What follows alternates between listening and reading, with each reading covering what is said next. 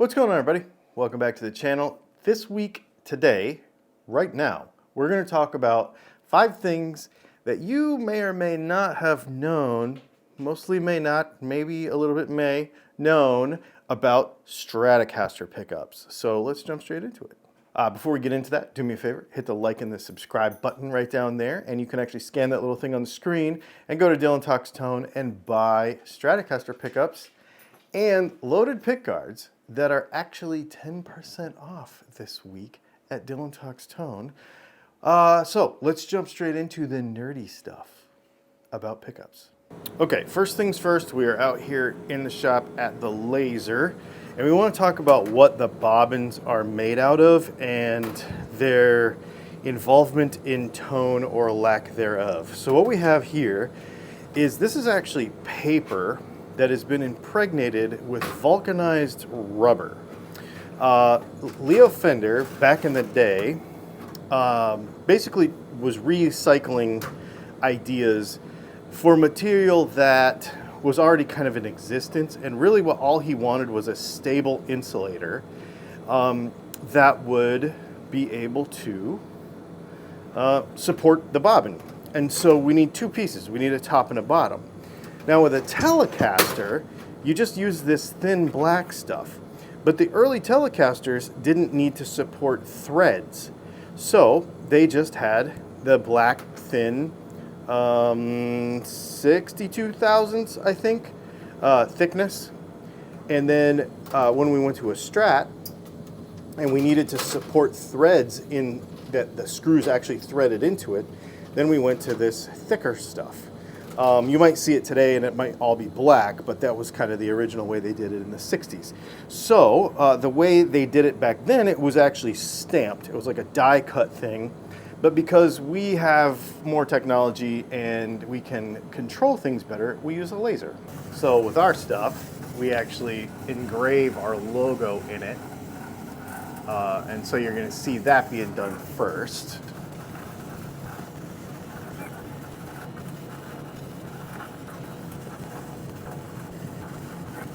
And now what you're going to see is you're going to start to see the holes for the magnets be cut, and the center hole for the screw that mounts it to the winder, and it's going to go through and cut all of those holes, as well as where the wire comes through, and also the screw holes that we talked about a minute ago. And now we've got the outline of the pickups.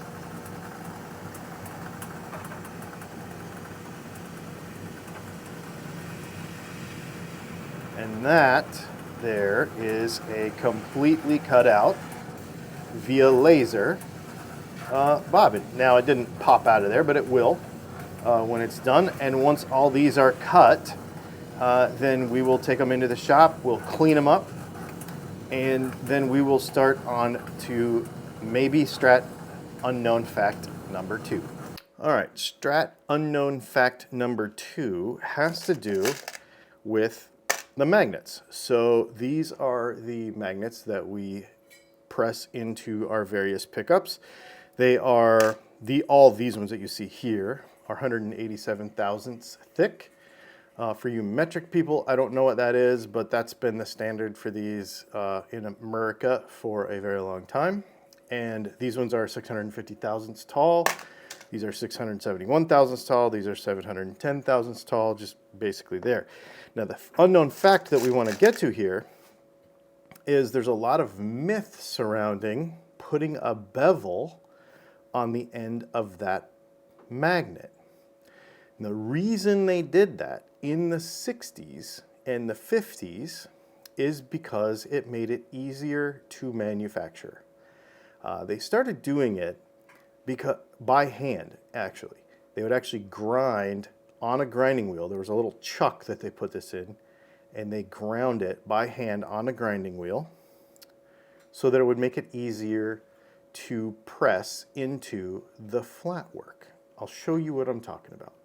All right, so we have this cool little template that we actually put all of our Strat magnets in, and then we press them together. So as we're talking about this no bevel versus bevel thing, a lot of people will talk about the bevel on the end and how it changes the tone, and minutely it can, but really that's not why they did it. You can mess with it a little bit if you want. The effects of that are so minute that you may not ever find, you may never not even hear it. So the way this works is we press our Strat magnets into here like so. And the reason that bevel was there is because when we are pressing the top on, it makes it easier if there was a bevel. That's really why. And the funny thing, I'll tell you a story about this. A lot of people would argue this point with me, but they can argue all they want. I'm actually personal friends with Abigail Ibarra, and I asked her about this just to verify. And she said, yeah, she used to get up in the morning, not get up in the morning, but when she got to work, she would actually find out how many Strat pickups of a particular model she was making that day. And then she would take her little homemade chuck that she made for herself to hold the magnets. And then she would go over to the grinder and she would grind each magnet, like spin it on the grinder by hand. And that's how she would make those pickups by hand. Of course, they automated that later on, but that was really the purpose. Because when you press the top on like that, it just makes it easier, especially for mass production purposes. And so there you go. There is a Strat bobbin. All right, let's get on to fact number 3.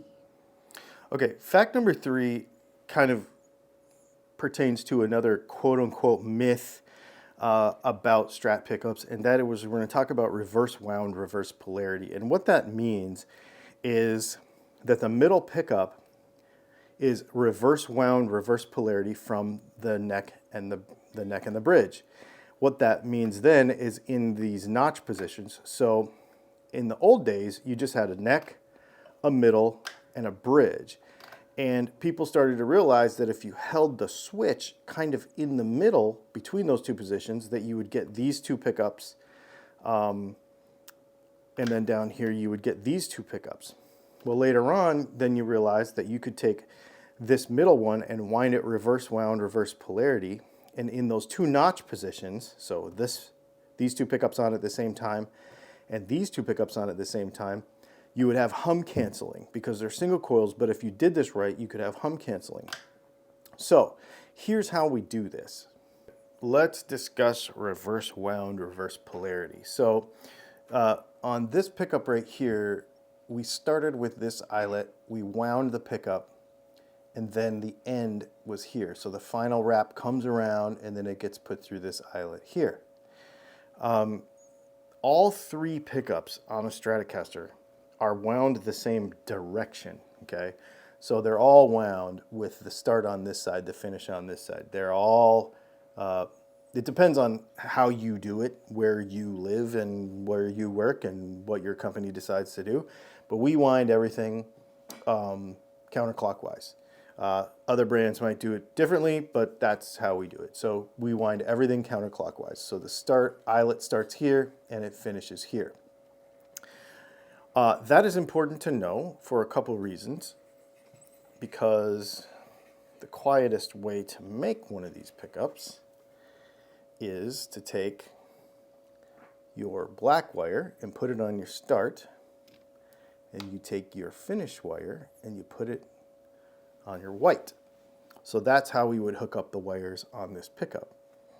And then what we would do is take it in over to the magnetizer, and we would make it to where these magnets on top were then south oriented. So we would actually magnetize it with the polarity of the magnets with the south facing up. That would work for the bridge pickup and the neck pickup, but what about the middle pickup? On the middle pickup then, we would do it opposite. So they'd be wound the same way, but then we would take them and switch them. But then you wouldn't be able to, we'd switch them, but then you wouldn't be able to, that would be out of phase then, right? So on this one, we would actually magnetize it with the north up. So the reason this is quote unquote reverse wound, reverse polarity is because the wires are backwards and the magnet is facing the other direction. So north versus south.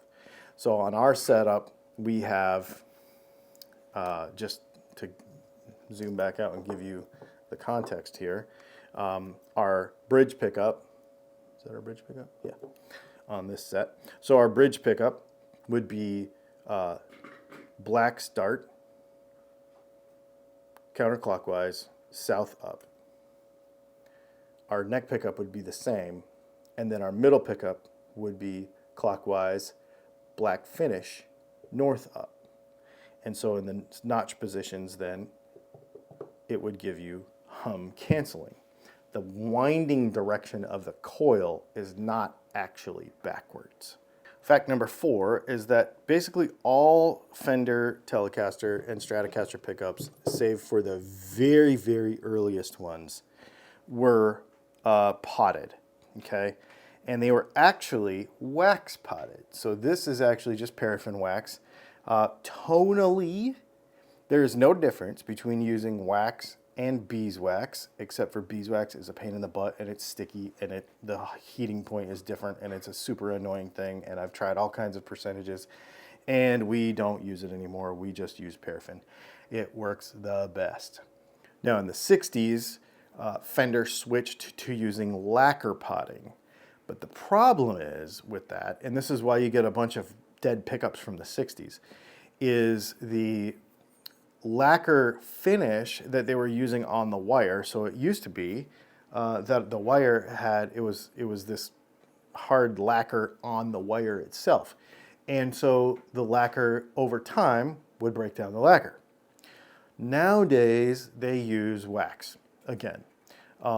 And there are other materials, you know, heavy form var, there's polynylon, there's a bunch of different materials that you use to make pickups as far as the coil wire is concerned. We use polynylon here, but there's a bunch of different ways you can do it, but this is honestly the most effective way to do it in 2025. But wax potting is much more effective than lacquer potting for a bunch of reasons. One, it's more stable. 2, it lasts a lot longer because lacquer will like harden and get brittle, and then that's what causes failures actually. Wax is much better to use for that. So there you go. So it started out as wax, it went to lacquer, then it went back to wax. And I would recommend that if you're going to pot pickups that you'd use wax. And basically all Strat pickups for all time were potted somehow. If you hear somebody who says mine aren't potted, it's because they're old and have lost the effectiveness of their potting, probably because they're lacquer, not because they were never potted from the factory. Another unknown fact, or maybe misunderstood fact, is why do this pickup have staggered pull pieces on the magnets and this one does not? What was the purpose of the staggered pull piece? Well, there's a couple. One is because vintage style radius of fretboards was a lot steeper. So it would be very domed, right? So you'd have a 7 1/4 inch fretboard radius, and that would make it to where they would want to quote unquote adjust the height of the magnets. Well, how come this one's taller and it doesn't go like, or this one's taller and how come it doesn't go in like a arch? Well, that had to also do with string material and construction. So when you're dealing with a wound G versus not a wound G like we don't have now, and you're also dealing with string technology changing as opposed as it pertains to the proportion of steel in the core, because here's the thing, is the steel in the core of the pickup or the string is what was magnetized. The winding was nickel. So the winding had less magnetism or none at all, depending on the formulation. So you had to have these staggered pull pieces to account for string technology or lack thereof. Now we have the flat ones because we have 9.5-inch radius, 10.5-inch radius, 12-inch radius, you know, a lot flatter fretboard radiuses, as well as better string technology that we don't have to compensate for. So that's why it is less important to have staggered pull pieces. Now, we do carry a couple of models that do kind of go back to that vintage style, our Highway 99s, and then we have our Pan Americans, which are our Stevie Ray set, that do have that.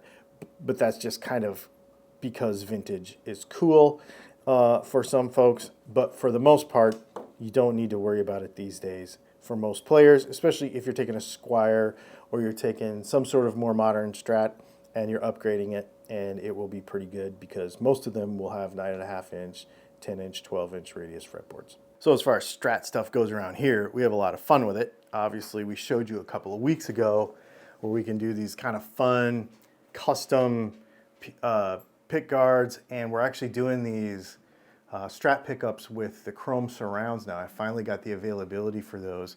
So we can do them with clear bobbins, we can do them with all kind of different, you know, we could do it with this color, we could do it with all kinds of other different stuff, different acrylics. We actually make the bobbins with this material as the top. It doesn't affect the tone, but it just looks cool. And then of course we make all kinds of other loaded pickguards. So like today, I'm working on a single hum actually. We're gonna put a set of our Super 8s in there with a Hot 5 in the middle.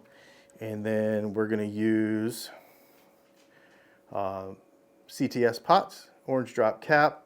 We wire all of ours so that this knob works on the bridge pickup. This knob works on these two pickups separately. So that's pretty cool. And then an option that we added to the website actually just this weekend is we're going to do full one-piece copper shielding as a option. So it'll be an option that you'll be able to click on and get full copper shielding on your Stratocaster loaded pickguard. Those are pretty rad. So basically what we do is we just put this on the whole thing and then cut it out all custom. But we do it by hand. It's not like a machine thing. So it takes a little time, but it's going to come out really nice that way. And yeah, that's going to be pretty sick, actually. We're not doing it on this one, but we'll do it on some other ones if people opt for that full copper shielding. So there you go.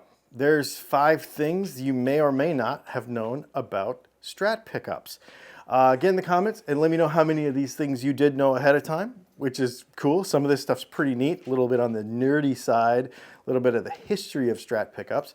If you want Strat stuff, do me a favor and go to that little scanny thing, and you'll be able to go to DylanTalksTone and get 10% off of our loaded pickguards and a couple of our most popular sets of Strat pickups this week until next Sunday night. I think you'll dig it. If you have questions, get in the chat on the website about which ones you might want for which applications.